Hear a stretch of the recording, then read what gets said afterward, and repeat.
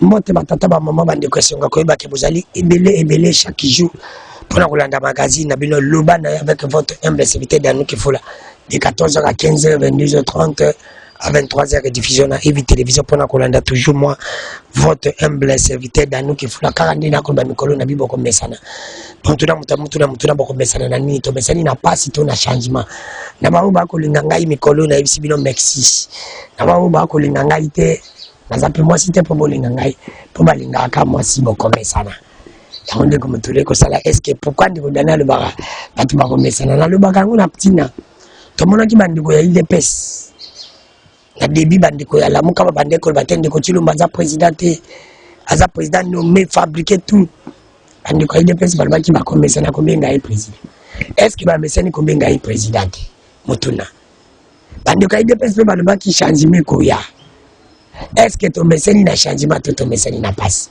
mutuna mituna ezalaka ya ngai ba réponse ezalaka ya bino ngai nazawana kaka pona mituna batu mziba balobaka ndiko dano ozalaka ya lamuka ozalaka ya IDPS ozalaka ya FCC ozalaka ya PPRD boko mesana so mutatuni baka boko tozo mesana na nini mutuna kaka bino moko bo mituna merci ndeko David Likanda réalisateur émission merci na bande ko nyoso basala ka ketoza na kitoko na banda ko na bino esengo ko yeba ke bozali ebele ya kolanda magazine na bino nazali na esengo ya ko annoncer bino ke na yemi pona bino na mokolo ya lelo mete elibeni kamalega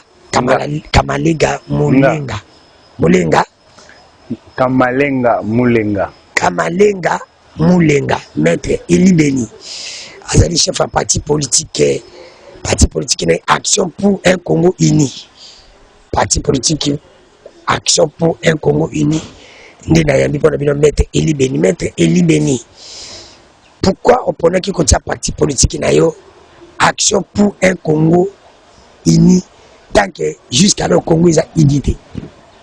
Oui, merci beaucoup Ndeko Dano Kifula d'abord pour l'invitation à l'émission na yo. To pesi merci mingi pour l'invitation et puis to saluer bana mboka nyonso bazola na biso de partout bakongomani tout to pesi bino mbote et je crois que to à l'aise et pas Ndeko Dano wa lobi boko mesana bo mesana pe comment on a mis le ngona ye parce que déjà yena ye tout a mélangé déjà quelque part comme co-débatteur. Aujourd'hui, je suis son invité.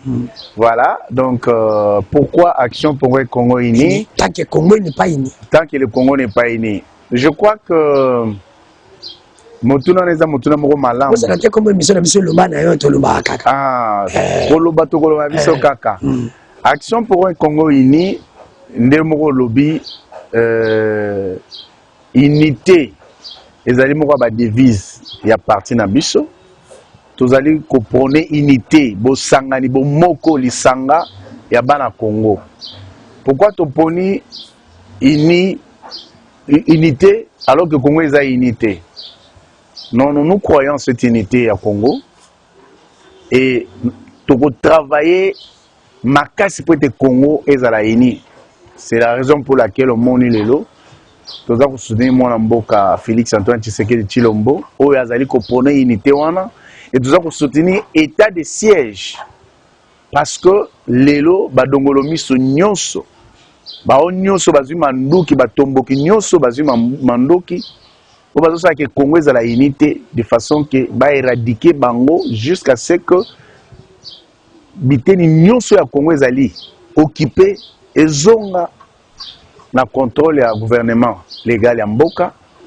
C'est pourquoi nous disons unité wana et Sengele Zala et nous avons choisi l'action pour un Congo uni parce que l'objectif c'est d'abord unité, ensuite justice et puis nasimana total développement à Mboka. Est-ce que vous êtes sûr que le pays n'a pas de cause de unité tout ça là qui n'a qu'à au bout de bande batata bon moko papa bon moko. Est-ce que kozonga et kozonga tozana rondima parce que lelo tokoloba ke état de siège ezo samara monango tozana rondima o bitumbe silité. Oui, bitumbe silité parce que oyebi bien que makambo ya bitumba ya manger à boire. Vous avez des députés à bazo siéger dans le parlement kuna bana ba milice o ezo boma batu hein parce que a besoin de récupérer les minéraux en complicité avec les paya ou bazoyawa. Donc, mingi bazaki na pouvoir en régime leki. Oui, mais ce n'est pas un problème. Non, c'est pas dire que baïko toube la masumba comme il avait. Vous savez, ndenge mokonzamba mboka lobaka chaque fois je vais emprunter ces mots. Okoza na mwana mai nanga, pire nga, mais ce qu'on a démêlé la justice, et talinga to répondre. Donc, likambo justice egozwa tant o egozwa. Mais les jours où notre dossier fongwami, enquête fongwami, pour un dossier moko songolo pakala, oyo moko ya bayi union sacrée lelo aza concerné à répondre à la justice. À répondre à la justice. C'est cela l'état de droit. Donc, voilà. État de droit au maintenant le comité. Est-ce que vous êtes sûr que l'état de droit est commis? Déjà peuvent dire que notre zone a période balbala et baïbi qu'on respecte Nibeko. Vous savez, nakoye biso le romoko.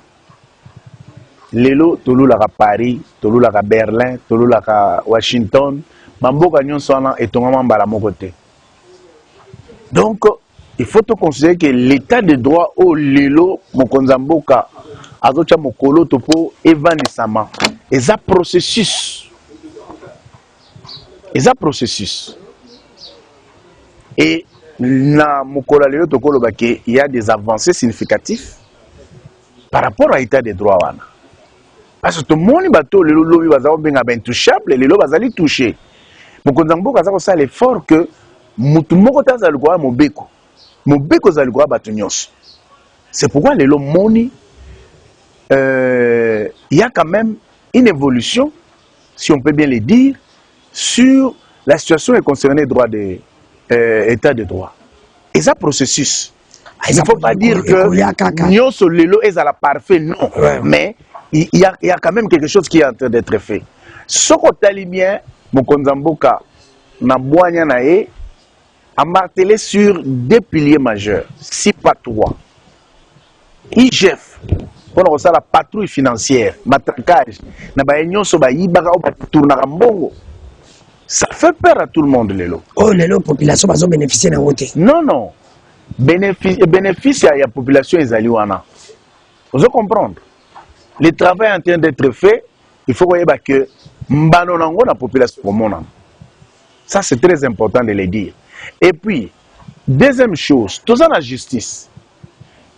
Je me rappelle, j'étais en deuxième graduat, on m'a appris que la justice se trouve être le thermomètre de la démocratie dans un pays. Ce qui justice, c'est mutute. Ce qui est en mauvais côté. Outre mesure, ça s'appelle la jungle. Donc, les autres gens qui ont battu, battu tout va comme banga. Et puis, ceux qui ont un problème, nazana, ils vont bien la justice, donc on répondre. Ceux qui ont un tort, ils vont kanganga. Et ils ont quand même bilembo, ils ont même moins changement.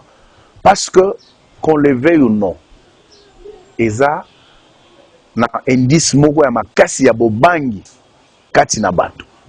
Je crois que la image à le dire, na plateau moko ya télévision, je crois que c'était sur Télé 50, une chaîne concurrente, si vous permettez. Non, il n'y a pas de problème. Là, je vois mon frère et ami, le confrère Oussaki. Voilà. Tolobaki yango que Lelo yo Jean-Marie Kassamba. Voilà.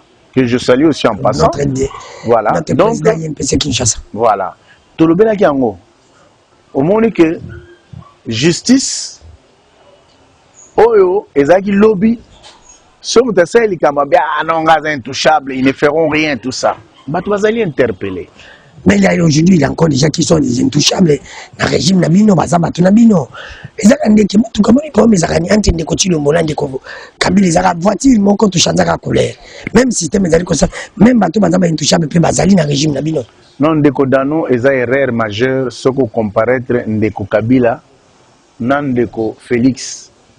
Ils ont même personne, même méthode, hein? Même profil pété. Kabila Zayeka Mouké, Félix Mounene. Non, ça c'est toi qui l'as dit. Il y a une très grande différence entre... Il parle beaucoup pour ne rien faire. Ah, donc Félix parle beaucoup pour ne rien dire. C'est selon les gens. Ah non.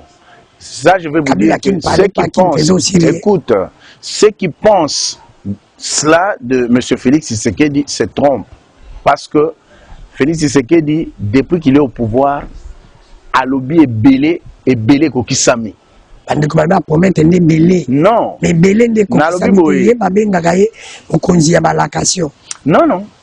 Aza mo konza balakation te. Aza mo konzia oyo azo la kapezo salisa. Toko zanda kisa. Aveni le roi elengesa. Ngobila. Aveni le roi elengesa. Ngobila. Depuis que na habité kolukati ko cha polémique entre Ngobila na Mokonza Mboka. Et puis quand nous parlons du chef de l'État quoi aux Ngobila au chaté. Mais balobi Ngobila, ils ont la compétence. Bomba Ngobila na tiroir na place yo bomba ki wana bomba ekuna. Parce que Azana réunion sacrée. Non. C'est vrai Azana réunion sacrée mais on ko ya ko comparaître Mokonza Mboka tena gouverneur na ya. Ah bon. Lobby, non, non, parce que c'est pourquoi Moni na Kinshasa, tous un problème très sérieux. Problème tous un wezanin. Batu balingi débat pour un débat. Batu balingi koloba sans comprendre maramou bazoloba. Lobby kuna so trouvé en 2023. Ba kosenga bilan ngo bilato na Félix Tshisekedi. Félix Tshisekedi yende Mokonza Mboka. Ça veut dire qu'à rose à la partout. N'est-ce pas? À cause de la partout. Azana ba gouverneur, Azana ba bourgmestre, Azana ba chef de quartier, comme il a des ministres, il a des ADG et ba structure nyonso. Et lorsqu'il travaille, batona nyonso ba osala musala, ba zo rendre compte na Mokonza Mboka. Bilan final mutako défendre ngo ezali chef de l'État ezali ngobilate. Donc il faut te barato lo banini. C'est très très important. Parce que soit il est le commis Tom Messanana kozwa personne ya chef de l'État le quoi moi papier génique autobanction to boaki ya koloba que non a comment mtabalakation azo bazo salate c'est très grave parce que lelo na pouvoir zo promettre kaka mettre mais erreur oui erreur ce que to sala ndeko dano ezanini non bino bazuzi ya nzela o boza ko juger Mokonza Mboka na ndenga mabe erreur bozo sa les anines. Eza ya ko considérer que Mokonza Mboka olaka pour ne rien dire. Bino selon Bino. Depuis Mokonza Mboka zu pouvoir na pona quinquennat oyo. On a une silité. Vous voulez nous dire que na 2 ans oyo il fallait qu'il biloko nyoso comme ça rose. Non. Kabila a sali 18 ans. Mouzé a sali presque 4 ans, Mobutu a sali 32 ans, le Soro Sangissignon ça nous fait à peu près 53 ans de destruction. Surtout Bakissi, période de Kassavubu et consort. Le pays a été détruit systématiquement. Et vous voulez demander à Félix de faire un miracle et de tout changer en 2 ans? Non. Déjà, Oyazo ça les extraordinaires. A sali déjà est belé. Vous comprenez? Et tout le monde a maladie aux quotas, ils ont pénétré dans les journalistes locaux et comme ils na ba ya libanda bazo que zo batu pour baya hein baya pour baba nous critiquer chef de l'État avec sa face du monde que non il ne fait rien, il ne fait que promettre. Non, c'est faux. Beaucoup de gens sali belé. Par exemple sur les Lions. Merci beaucoup, je vais te dire ce qu'il a fait. Le Congolais a retrouvé dignité pendant longtemps grâce à Félix Tshisekedi. Autant qu'ils sont des moutons, ils allaient beaucoup à réalisation. Il y a la gratuité de l'enseignement que vous et vos hommes en robe combattez chaque jour. Lelo passeport qui sont en train de combattre la gratuité. Nalobi boye. Ils sont banani maître. Bino batremino barobe. Na batremino barobe pour combattre gratuité enseignement. Banani barobe. Yo moko yebi. Na éviter. Lelo passeport ezalaka le plus cher au monde comme $99. Et na mikolo goya et comme $25.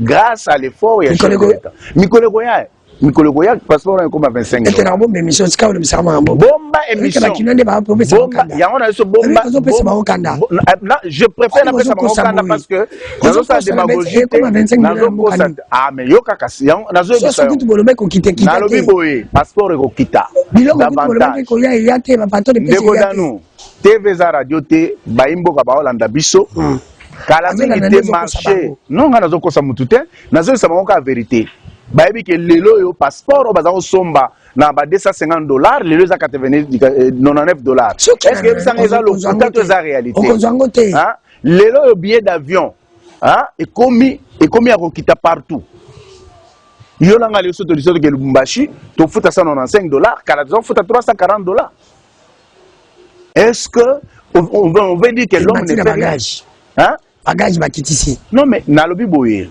soki ba mati na bagage hein ministre de l'économie ou azolanda biso musane yango wana ministre de transport ou azolanda biso soki réellement les transporteurs a komi ko luka ko yiba ba imboka na komatisa bagage bayiba eloko ko sala pona opesa mbano na bayewana o bazali ko ternir image ya mokonzi mboka to na mboka.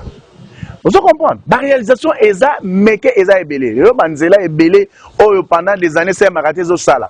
Ezo salema. Mon konzamboka azo sala musala makasi. Vous comprenez de godano? Kala mingi tawa ba marché kozala inondé. Moi je vais vous dire parce que moni eloko bino ozoloba. Moni eloko bozoloba. Je connais na yebi ba tebele yoka.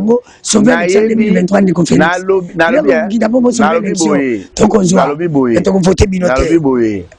biso to on a besoin et à peuple congolais nyonso so bino to on a besoin batouté ce serait aberrant et ce serait nous tromper mais à vous les prophètes de malheur qui combattaient même l'état de siège comment luka botinda batu non bokende bo télémela l'état de siège parce que vous autres déjà que si ça réussit c'est l'actif il y a Félix mais quand vous faites cela est-ce que vous voyez que vous conspirez contre Mboka?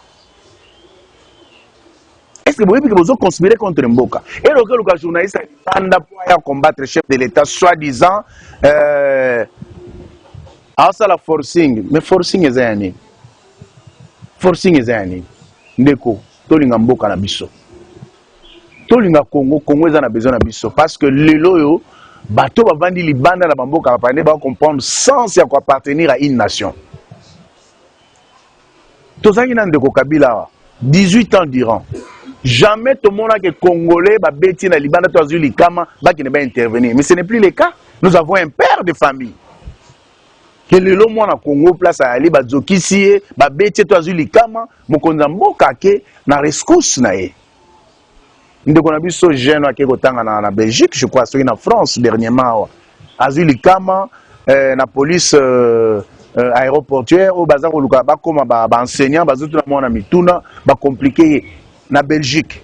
Donc, tout le monde qui est intervenir. Vous sentez l'essence. Il y a que tout ça protégé, tout ça dans mon beau. Mais ce que le a intervenir qui était dans le Congolais, les Congolais place baza, les Congolais de nous. Les Congolais ne sont pas qui violence. Non. Le chef de l'État a dépêché. Et il a même convoqué l'ambassadeur. Il y a Inde. Non, nous avons un père. Le loyo, non, ceux qui ont le bien de ça n'engage que toi. Félix Tshisekedi. Nous avons un père qui regarde ses intérêts. Mais ce que le bien que Félix Tshisekedi. Na lobi boye, ce que le bien que. Ce que le bien que. Azota la ba intérêt na kokamwa. Na kokamwa. Yo ce mona tala na monde entier au président ni na vana na appartement de chambre salon. Sokata la intérêt na ye botala ba domaine oyo ndeko Kabila zanango na ndeko Félix différence ezali na ope Félix azi oyebi on passe mito na lobi boye akoki ko somba eza droit na Kabila pe yebi sanga ndeko Félix aza chômeur yebi sanga parking ndeko Félix a confondera jamais ndeko Félix ndeko danu ndeko Félix a confondera jamais poche na ina kesa l'état Kabila passe la kangote. Non. Tu as place Kabila de. Mais tu as place les lois de Kotilombo. Votre chouchou. Bolobaki ba kabonana Kabila lobby. Mais lelo Kabila comme chouchou, ya bino baye bo sengaka bo kabwani entre Kabila na Félix. Mais les Kabila, c'est ce que nous devons comprendre. Congolais, tolingi nini. Tolingi changement. Changement, non, vous ne voulez pas du changement. Parce que le changement est là. Nana mona mona mboka Félix Tshisekedi, ba lié résultat. Hein? Il y a élection. Il y a des députés nationaux. Allez publier. Il y a des gouverneurs. Allez publier. Alors qu'il y a des gouverneurs. Des députés provinciaux. Allez publier. Ce que vous avez dit, c'est un avantage. Dans mon délégation, il y a Namibie, Bayawa, au place, carton et Thompson. Gardons. C'est très important. Le peuple congolais comprend le peuple congolais comprend Mambo Toloba. Carton Thompson na Namibie est à $2. Ah, carton Thompson est à $95. Vous comprenez? Ils sont venus ici, on a le régime est changé, combo, mais Félix Tshisekedi a dit non, je ne jamais intérêt à s'enrichir sur le dos du peuple congolais. Même $7 par carton. $7 par carton. Mais Félix a changé. Mais Félix Tshisekedi ne peut pas se permettre ça. Mais lui a changé seulement.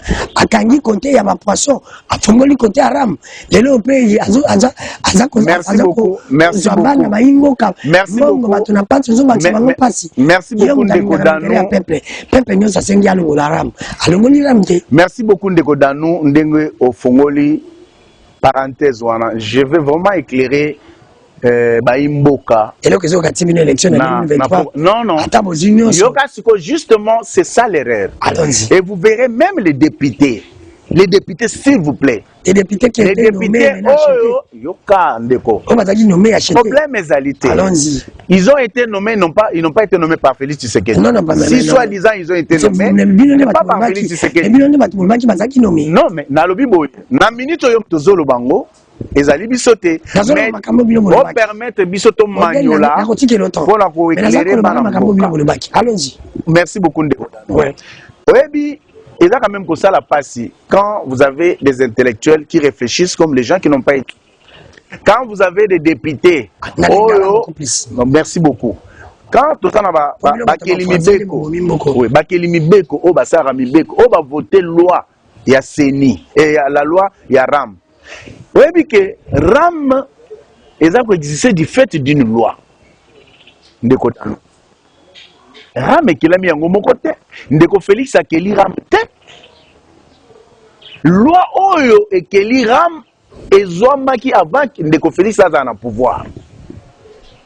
Et donc, sur base, il y a théorie de l'acte contraire de Balobina droit administratif. Il faut prendre une loi contraire. Oyo et qu'on suspendre Ram. C'est pourquoi moi gangi Ndeko Kibasa ou azali ministre ya PTNT kaye a éclairé bango batu bazaki bouche bée. C'est vrai au kofinga chef de l'État. C'est vrai au kofinga même Ndeko Kibasa, c'est vrai au kofinga même batu RPTC. Mais tant que la loi est instituée RAM et changée T, les problèmes vont demeurer. Donc to senga tiko na minito na bakeli mibeko na biso.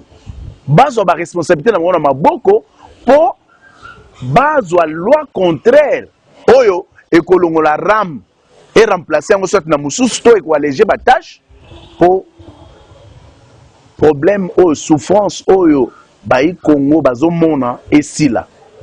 Maintenant parce que bato baza kwa kile gouvernement congolais baza kwa kile chef de l'État en conseil des ministres Tolanda qui même les membres du gouvernement ont explicité que dans le conseil des ministres, quand même, quand il y a une légère tâche dans une certaine frange de la population pour ne pas souffrir de la ramete. Mais le problème reste toujours entier. Il appartient maintenant. Et c'est ce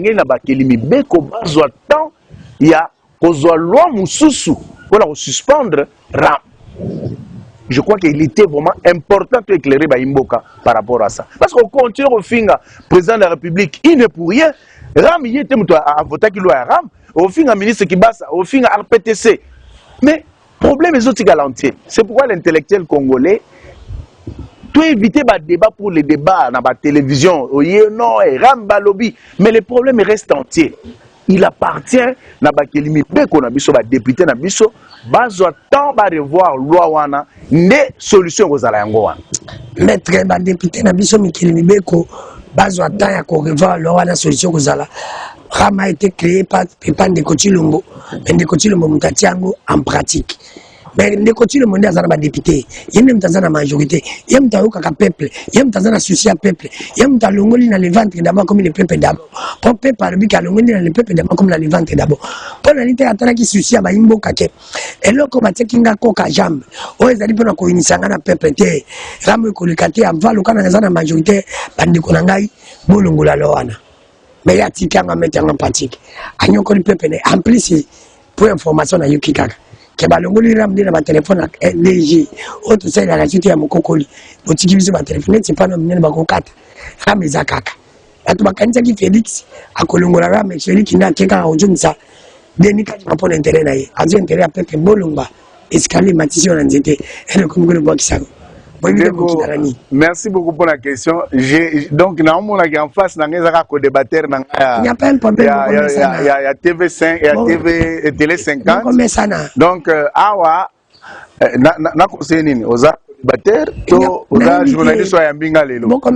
parce que quand tu réfléchis comme ça, nous sommes en danger, la jeunesse aussi en danger.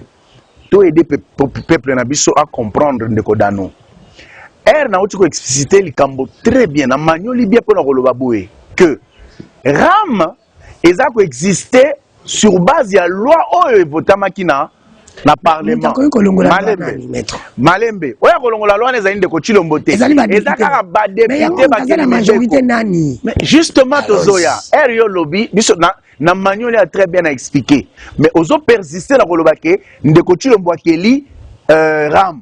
Donc ça veut dire que on a s'entêter on a kotali ça na ba imbo ka que Ndeko Tshilombo alors que RAM azali na capacité ya kongola RAM parce que yena azali na majorité mais na lobi boye Ndeko Tshilombo azali kolwa mibe côté banan basala ki loi toyokana bien que motuna ezali malamu mingi banan basala ki RAM wana na oyanola tout droit na kotali ça oboye ba basala ki o bakela ki RAM ezali bakelimi beko ba députés nationaux donc bazwa ki loi o ezali constituer RAM depuis bakela yango mise en application yango etikala ko sale maté mbalonde basali mise en application ya RAM merci nazoya maintenant que mise en application wana ezoko créer ba problème makasi na uti ko taliso que le gouvernement en conseil des ministres bameki kosolola pona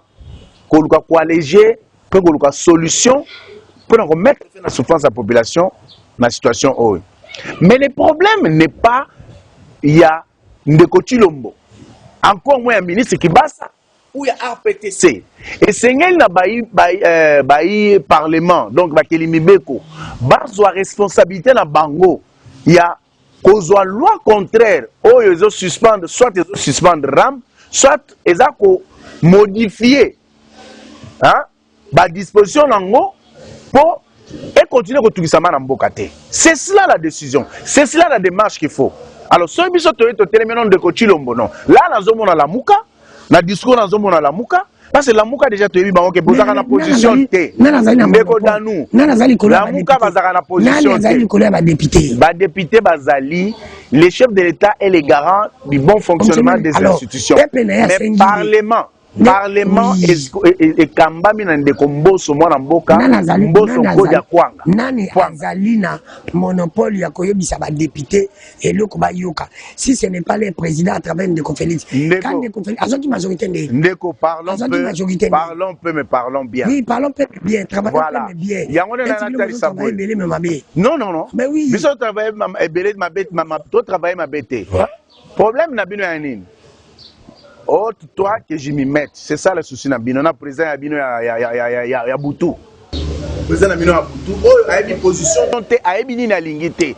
Les discours que vous tenez aujourd'hui, oh, vous tenir, et un discours moko ya mabe. Et sachez que demain après demain, le peuple est suffisamment instruit, le peuple est suffisamment en train de comprendre la politique na mamundenge zotambola parce que lobby boza na discours te ozo mona te ba marche na 6 personnes ya ozo salema batu bazo na suko yate bazo na suko yate o basala ki play ya wapi omona kango te ya 6 personnes wana o mona ki te bon continuer ko gonfler ba image menté il en restera ba bibo za na monopole en zelati mais bon moni les petits poissons de ménage suffisamment que donc na comprendre que ndenge ba peuple quinois na ba peuple congolais ba Hollanda biso en face de moi tozana ndeko Danu Kifula ya Lamuka contre Maître Eli Beni Kamalenga, il y a pouvoir en place. Donc ça veut dire que Action pour le Congo uni, Action pour un Congo uni qui soutient le chef de l'État, qui soutient les actions du chef de l'État. Na union sacrée, biso tozo bomambo kate, mais par contre tozo sala effort pour le peuple congolais retrouver sourire. Mais bino, hein, boye ba ke IDP ça sala 37 ans. Ya kosala boye ko boaka 37 ans na bako alors bino na bango ya 37 ans bino na lobi boye non on récupérer ba l'état non par rapport à la souffrance il est ça zoiba na pouvoir il est ça zoiba na pouvoir je n'ai pas cité les noms c'est vous qui avez dit non c'est toi qui parles moi j'ai dit que vous êtes en train de récupérer et puis déjà je n'engage pas l'IDPS je sais bien que vous ce soir dans cette émission j'engage l'action pour un Congo uni mon parti oui je le sais vous comprendre vous êtes à l'union sacrée je suis à l'union sacrée nous soutenons les actions du chef de l'État au peuple à Zomonate. C'est toi qui l'as dit. Ndeko. Nana petelo li solo moko. Nabi ndeko papa moko. Uta mbula na mbula. Azana bana 7. Ata moko akenda na classe te. Mais grâce na gratuité enseignement institué par moi na mboka Félix Tshisekedi. Papa wana atindi 5 bana na classe. Papa na zole la bi lelo. Na komi ko économiser moi muke na nango nzamba swinga lelo na sombi de moto nanga e commencer à faire transport et permettre ba nanga balia est-ce que yo que no bisa muto ndengo wana o ke bisa yeke ndeko Félix Tshisekedi a osala lelo kote bino mongo botie gratuité bino mongo bobomi yango yo mongo boti mwana yo mongo le mwana ba benga bino ngulu siko yebisanga nanu yebisanga nanu bino ngulu est-ce que tu comprends to lo belani makambo continue gratuité on Félix Tshisekedi acheter gratuité comment mais on va s'engager en tant que gratuité non non je dis maman nanga totika manipulation nalobi parler de la vérité totika manipulation yango tolobaki nos politiciens en robe blanche je dis ceci ma politicien na biso en robe blanche elongo na Lamuka nande ko Daniola nande ko ndenge bosangani toyeba ke nyonso bozo sa les apamba parce que lobby kuna na manipulation na bino peuple a resanza bino bon futande ba enseignant pour gratuité zala effectivement ba sepela nango non je sais que excellence Tony Mwaba qui est un excellent juriste et avocat que je connais et qui est un bon ministre il s'emploie à kofuta ba enseignant nyonso comme il se doit. Je crois que les solutions sont là parce que ce gouvernement mais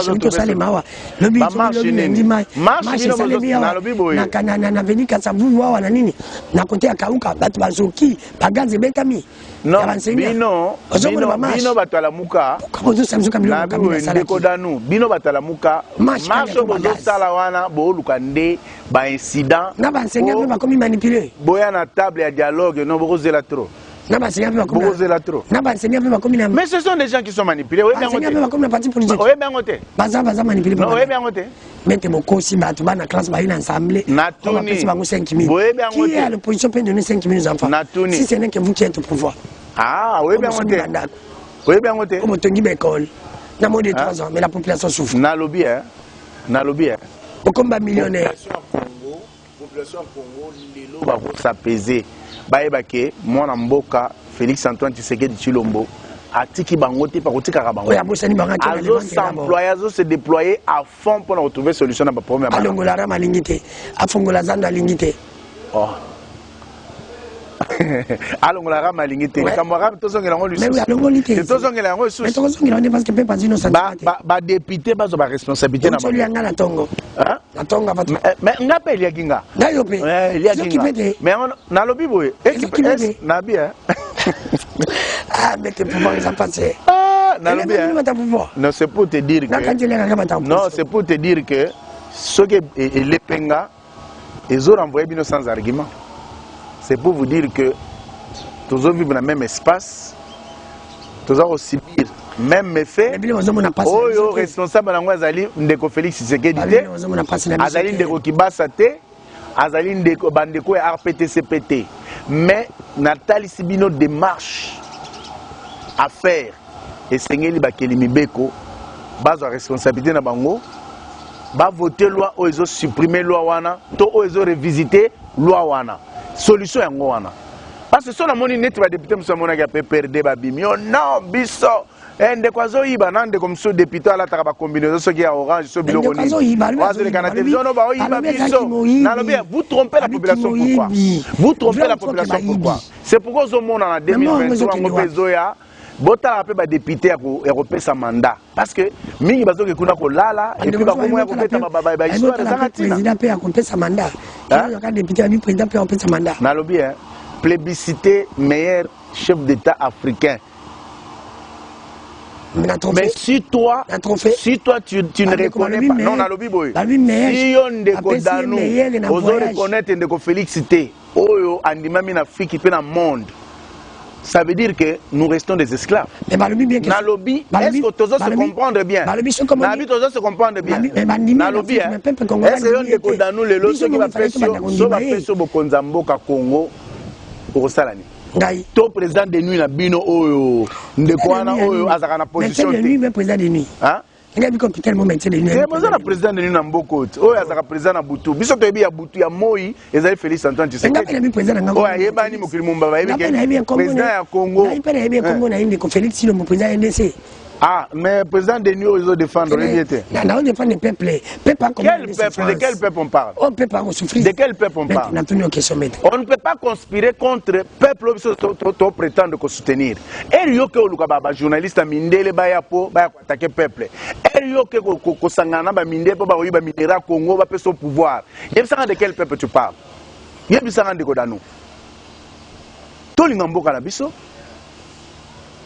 Yo 8 ans na lobi ozalo kwa couple oyo chaque jour que nous voisin ya kokata mamuna mwasi. Ozo comprendre? Azui goût ya koya parce qu'il y a intérêt nezali jusqu'à ce que vous se séparer. C'est pourquoi na ACI tozo prôner acte social. Ya kosala en sorte que ba politicien bazala elongo moko quand il s'agit à Congo na intérêt à Congo. Mais oya bino yo Bozakaka, basa la malamu webite ko reconnaître que malamu ezali. Bolobi ke ndeko kandimate ndeko Félix élection dictature alinga sala glissement alinga sala mais muto ebisi bino élection en 2023 ekozala. Ministre de Finance aleki alobi ke tozo bomba damo solo tosto épargner déjà une grande partie mbongo pour l'élection en 2023. Peut tozo continuer. Mais au glissement au balobi. Est-ce que vous comprenez sans sa démarche? C'est pourquoi le peuple est saigné dans sa l'effort et à la moukate. C'est pourquoi le peuple est saigné dans la marche organisée pour nous distraire parce que Erio au lobby que non, tous ceux revendiqués pour la bouille. Mais par garantie on va rassurer que non en 2023 l'élection il y a vite beaucoup dans si n'est pas marche non les années. Parce que la réponse vous est déjà donnée. Alors c'est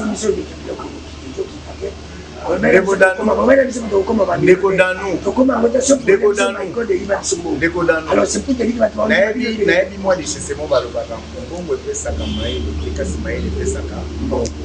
que Félix a lobby bien. D'ici fin mandat, il faut compter parmi les Congolais, les millionnaires, les milliardaires. Maintenant, les millionnaires, les milliardaires. C'est un esprit créatif, on va créer une entreprise, l'État peut permettre de fructifier l'action de Bango, comme une entreprise millionnaire. Mais on va nous aussi aller de l'autre côté.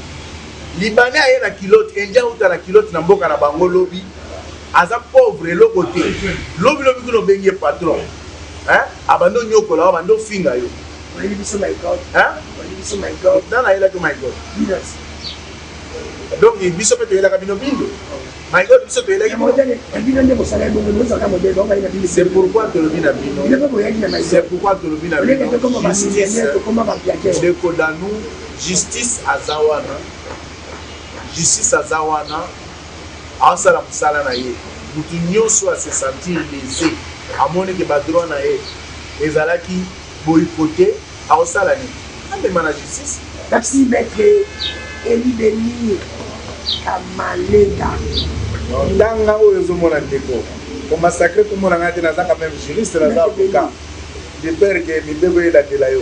Komo langa maître Eli Denis Kamalenga Mulenga. Kamalenga Mulenga. Voilà, Mulenga. Mulenga. Voilà. De père et de mère. De père et mère. Oui, de père et de mère, de père et de mère qui ont tué ce père.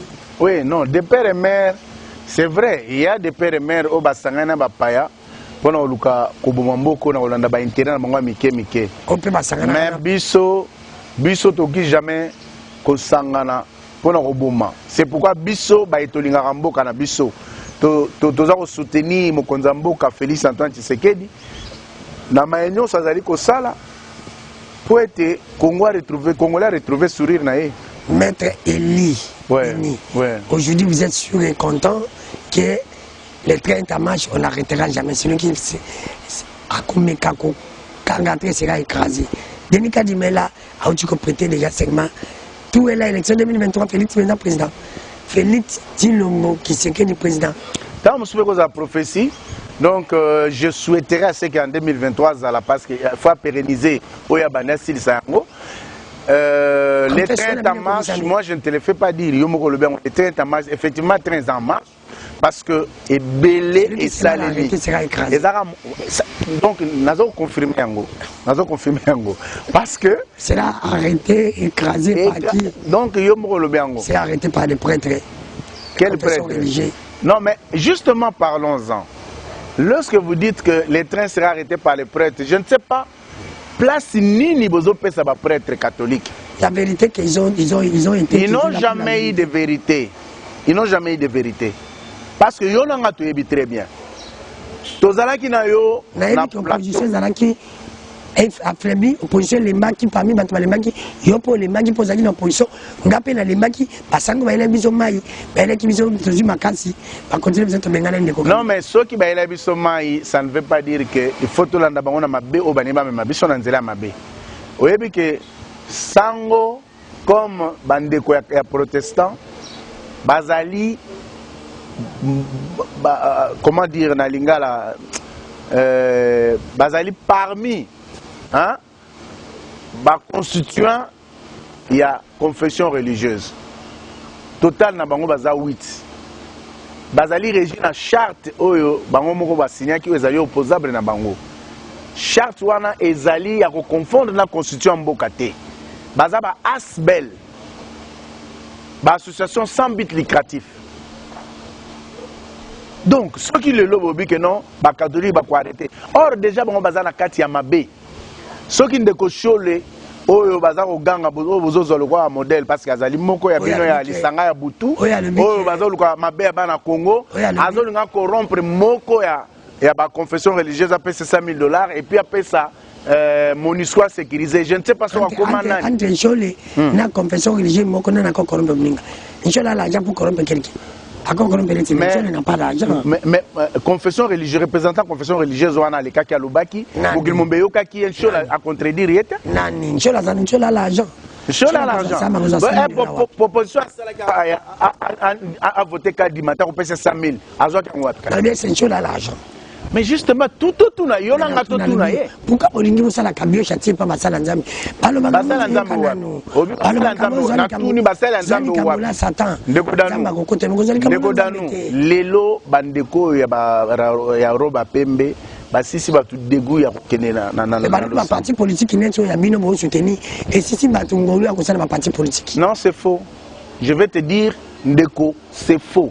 Biso ko sa batu ngala ya soutenir ba parti politique té. Oui pour nani?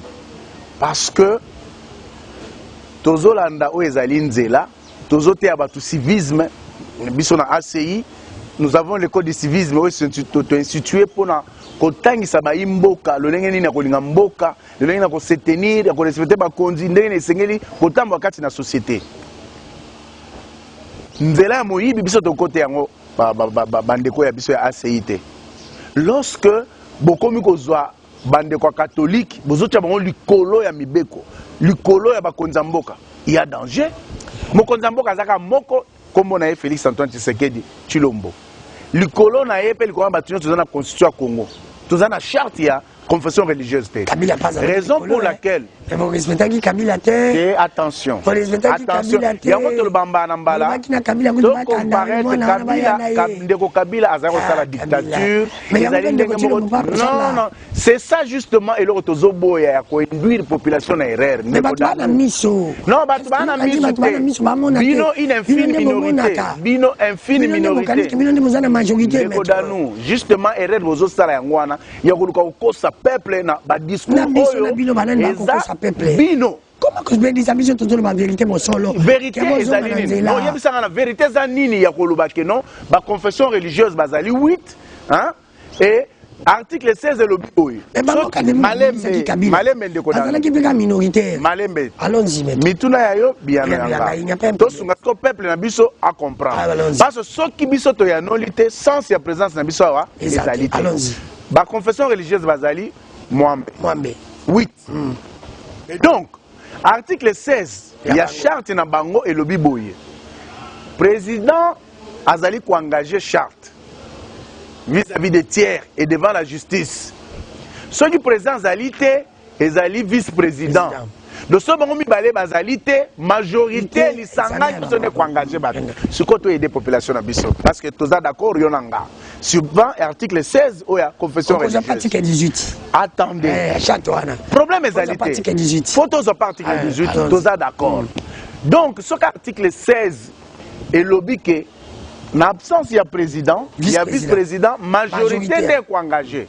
donc toza aussi d'accord que herba bengisi ndeko président na vice-président baya na lisanga pour ba continuer misala ba boy koya bakoki kozwa mboka en otage te majorité décidé basali vote les 6 ba voter ndeko Kadima oh lelo a prêté serment parce que débat union se appartenir na passé n'est-ce pas ndeko Dano c'est le passé tout ça parce que mais justement Yoza, non comprendre le peuple congolais dans un plan pour aller comprendre que tous en face il journalistes alignés. Il n'y a pas de problème. Azali à la Mouka. Il n'y a pas un problème. Mais à intimider biso. Il n'y a pas un problème. Donc le peuple congolais doit comprendre que l'action Koya est en efficacité de mon côté parce que vous êtes vaincu d'avance. Pourquoi? Parce que population assis à comprendre. Population à comprendre que vous voulez l'induire en erreur. Ndeko Kadima, le Soumunaye. Parce que nous avons commis ABCD, il y a sénité, vous avez jugé, vous trouvez ma paix, nanine. Intention. Voilà.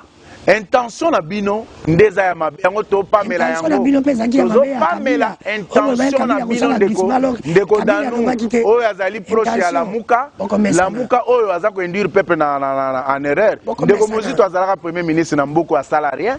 Je ne parle pas de Moïse, il n'est pas modèle pour moi. Il n'est pas modèle pour moi. Ndeko Fayulu qui est d'ailleurs, si lui n'est pas modèle pour toi, Fayulu est un modèle. Moi, je n'ai pas un homme politique congolais qui est modèle donc, pour moi. Donc, Ndeko Fayulu, président de nuit, il y a Ndeko Danou, il y a Poutou. Ah, donc, président de nuit, il y a Congo comme le Fayulu. Oui, oui. Mais parce qu'il y a mis un président. Parce que tu as dit que pour qu'il m'ait dit que le président de Congo est allé Ndeko Félix Tshisekedi. Le président est décidé.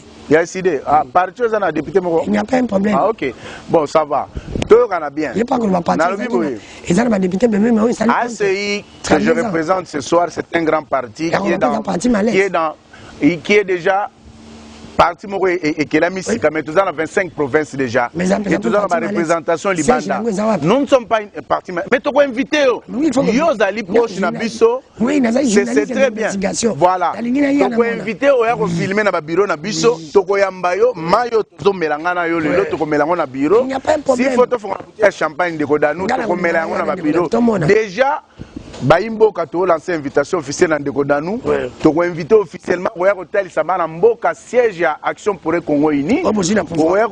Biso pouvoir à toto ba pouvoir appeler biso le côté. Pouvoir appeler biso nous tozo se débrouiller na ndenge na biso na effort na ngai na ba collaborateur na ngai sur ACI que je salue en passant.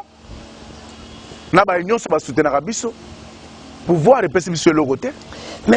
Et cela ne nous empêche pas de soutenir Mokonzamboka. Maître Eli Beni. Oui. Vous êtes libre de soutenir Mokonzamboka. Oui. C'est notre président. Oui. Tous les gars, ils en ont pour voilà. président. Maître Eli. Oui. Ce comme on a 2023, de Félix Abimi président au Kolobani. Ce comme on a 2023, de Félix Abimi. Ce comme on a 2023, nous sommes à Félix Abimi. Merci beaucoup. Merci beaucoup dans mon tournant. Je vais répondre à Boye. Parce que je na bao ba yebi Ndeko Danou na cercle restreint to benga ka pasteur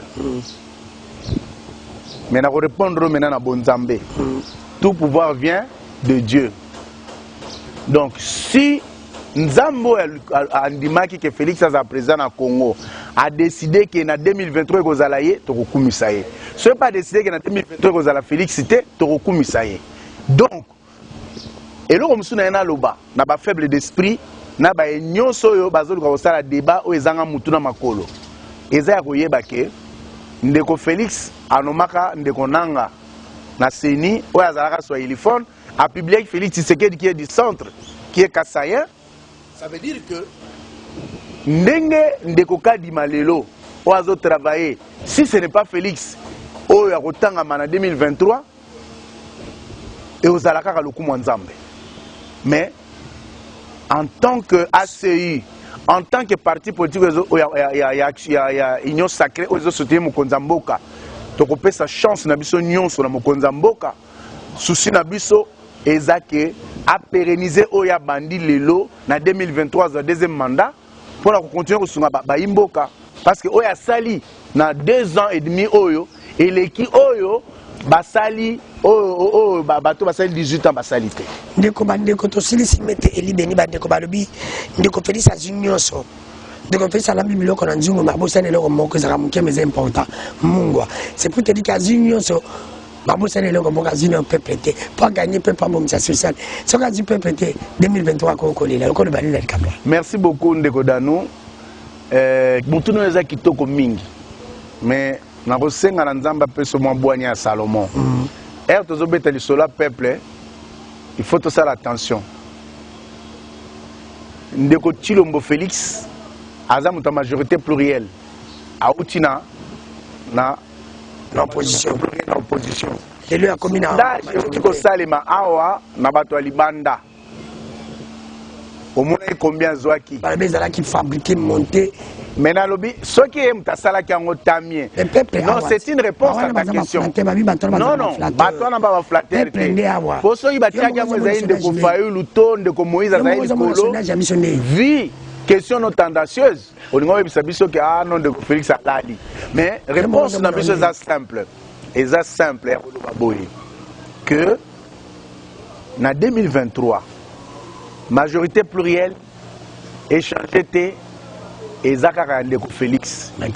Raison pour laquelle tous les baquets pour rebattre na ba politiciens tous na bango ah na botamité pour na monité Fayulu Katumbi de Bénémé Bemba non Bemba beau frère yaza na mambwana tu kokotsa Bemba que je salue Charman en passant bato kokotsa na masolo ana est-ce que bazo sala babuzoba na oki Jean-Pierre Bemba lobi non na tuni na babuzoba bazo sala oki Jean-Pierre Bemba lobi Kabila boti ko mélanger cet homme c'est grand politicien de notre pays na Buzoba wana Azam Moutou tu sais que Jean-Pierre Bemba Azam Moutou a comprendre masolo amani otabi le tika Félix Moutou Moukwabo merci maître Eli Beni to silisi président ya parti politique Action pour un Congo uni ACI en cycle to silisi mo salni. En tout cas, je crois que tout le bien. Oui. Et le retour de d'abord Ndeko Danou, merci. Président. Merci beaucoup. Donc, bah, si ce temps, il y a s'exprimer le position d'Ambino. boyoki pe tendance biso pe toyanoli, je crois qu'on a été à la hauteur. Voilà, bango ne bako mesana parce que béton a nombre ba retombola na ekokite. O biso tolobite, je crois que tolobi nyoso tozana ngo koloba, seulement to encourager chef de l'État et à koyoka bason nyonso ya mboka, c'est cela aussi la démocratie. Parce que aux président ba oba poni ona ba poni ote ya oba zo finga ona oba zo finga ote na action pour un Congo uni biso soutien na biso za total toyoka ba recommandation ya ba sous et les mairies à venir, nous avons foi na grandeur d'esprit na yo, na sagesse na yo. Mboka yana besoin ya mbongwana. Tout ça là effort pour nous repasser ba Congolais au bazoluka, bana posa mai. Yondo za na bâton, beta na libanga, mai bima. Ba détracteur ba yokasoni. To pesi merci na ba peuple congolais nyos. Merci na ba de sur le de partout c'est votre émission le bana à la présentation de cette émission. C'est même le bandi ko Danou qui foula. N'imba qui pour la maître Eli Beni, président parti politique Action pour un Congo uni ACU en cycle. Oyo ayaki ko répondre na invitation na biso. Merci na ye. Merci na bino so bolangi biso. Na bobo bolingi biso merci na bobo ko linga biso te boko mesana. Tout simplement c'était pour bolinga biso. Le travail qui a été fait par l'homme était toujours 81% sur 10. Ce qui n'a tout n'a qui mituna mabebo limbisanga. Ce qui mette pas le baki mabebo limbisa za même mutu ngape na zo même mutu. Yo mtozo kanza ke toni mabete. Yo mtozo kanza ke toni beli oui. Toni beli pose la kama be pose la kama modèle. Ça dans sens que comme modèle pour au kanza biso te pour nous kanza biso. Et dans ce cas d'âge moko mango ezala likolo soki akanisi ke libange ko lembaye na kanjate ke mon pepepe ko lembaye libange ko lembaye mon pepepe ko lembaye te pas quoi tukutani lobi na mtozo na biso bye à la prochaine boko mesana.